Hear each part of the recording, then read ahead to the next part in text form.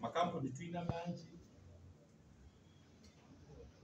tandike kulowooza kuba baasi gwokugaanye mukutulekere mubiwulidde maloboozi loud and clear bagambye off our work fe tujja kwerabirira bwe tunaalemwa saagala kwekwasa muko eyansuula nze nagwa ku nsonga zange endala.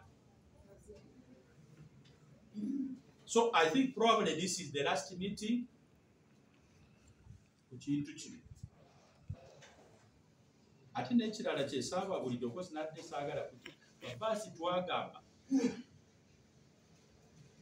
ekintu kino kirina okukoma kakibe ki whether it takes era beewaddeyo bakwizeera omulimu guno gwakatandika.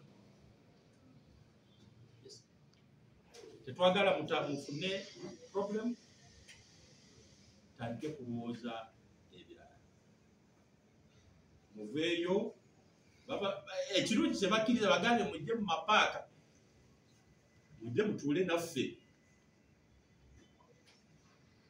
naye kino ekyokugamba kyo kirabika kigaanya. Probably this is the last meeting we are having on this. Kati agenda kibeeramu oyo ye because tugenda kukola na report.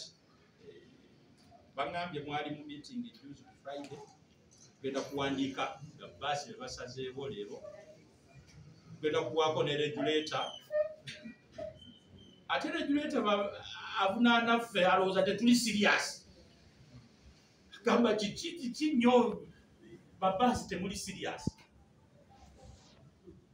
So please I think sina bingi enyongerako. We just want to capture abananyini baasi baganye